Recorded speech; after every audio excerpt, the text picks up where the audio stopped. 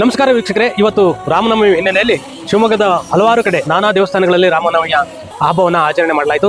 ವಿಶೇಷವಾಗಿ ಶಿವಮೊಗ್ಗದ ಉಷಾ ಬಳಿ ಅಕ್ಮಾದೇವಿ ವೃತ್ತದಲ್ಲಿ ರಾಮನವಮಿಯ ಆಚರಣೆ ಕಳೆಗಟ್ಟಿತ್ತು. ಅಲ್ಲಿ ವಿಶೇಷ ಅಲಂಕಾರವನ್ನು ಮಾಡಿ ಶ್ರೀರಾಮನ ಭಾವಚಿತ್ರಗಳ ಫ್ಲೆಕ್ಸ್ ಹಾಕಲಾಗಿತ್ತು. ಅಲ್ಲಿ ಮಂಟಪವನ್ನು ನಿರ್ಮಾಣ ಮಾಡಲಾಗಿತ್ತು. ಅಲ್ಲೊಂದು ವೇದಿಕೆಯನ್ನು ನಿರ್ಮಾಣ ಮಾಡಿ ರಾಮನ ಭಾವಚಿತ್ರವನ್ನು ಇಟ್ಟು ಪೂಜಿಸಲಾಯಿತು. ಅಲ್ಲಿ ವಿಶೇಷವಾಗಿ ಸಾರ್ವಜನಿಕರಿಗೆ ಕೋಸಂಬರಿ ಮತ್ತು ಪಾನಕಗಳನ್ನು ವಿತರಣೆ ಮಾಡಲಾಯಿತು. ಹಾಗೆಯೇ ಅಲ್ಲಿ ಕಾರ್ಯಕ್ರಮವನ್ನು ಶಾಸಕರಾದಂತಹ ಎಸ್.ಎನ್. ಚನ್ನಬಸಪ್ಪನವರು ಉದ್ಘಾಟನೆ ಮಾಡಿದರು. ಕಾರ್ಯಕ್ರಮಕ್ಕೆ ಡಾಕ್ಟರ್ ಧನಂಜಯ ಸಜ್ಜಿ ಅವರು ಬಂದಿದ್ದರು. ಹಾಗೆಯೇ ಮಾಜಿ ಉಪಮುಖ್ಯಮಂತ್ರಿಗಳಾದಂಥ ಕೆ.ಎಸ್. ಈಶ್ವರಪ್ಪನವರು ಕೂಡ ಈ ಕಾರ್ಯಕ್ರಮಕ್ಕೆ ಪಾಲ್ಗೊಂಡಿದ್ದರು. ವಿಶೇಷವಾಗಿ ಅಲ್ಲಿ ಮಾಜಿ ಉಪಮುಖ್ಯಮಂತ್ರಿಯಾದಂಥ ಕೆ.ಎಸ್. ಈಶ್ವರಪ್ಪನವರನ್ನ ಕಾಲಿಗೆ ಬಿದ್ದು ಎಸ್.ಎನ್. ಚನ್ನಬಸಪ್ಪನವರು ಸಾರ್ವಜನಿಕರ ಗಮನ ಸೆಳೆದರು. ಮುಂದೆ ಜಯನಗರದ ರಾಮ ಮಂದಿರದಲ್ಲೂ ಕೂಡ ಶ್ರೀರಾಮನವಮಿ ಆಚರಣೆ ಬಹಳ ಅದ್ದೂರಿಯಾಗಿ ನಡೆಯಿತು. ಅಲ್ಲಿ ಸಾರ್ವಜನಿಕರಿಗೆ ಕೋಸಂಬರಿ ಮತ್ತು ಪಾನಕವನ್ನು ವಿತರಣೆ ಮಾಡಲಾಯಿತು. ಹಾಗೆ ದುರ್ಗಿಗುಡಿಯ ಸಿದ್ದರಾಮಯ್ಯ ದೇವಸ್ಥಾನದಲ್ಲೂ ಕೂಡ ರಾಮನವಮಿ ಆಚರಣೆ ಮಾಡಲಾಯಿತು.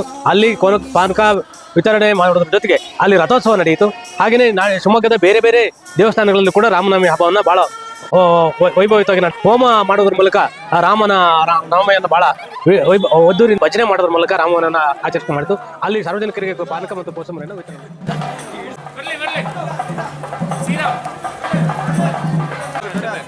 ನಾನು ಅವ್ರನ್ನ ಸ್ವಲ್ಪ ತಳ್ಳಿದೀನಿ ಅಟ್ಲೀಸ್ಟ್ ಈಗ ಪಕ್ಕ ಕಾಲು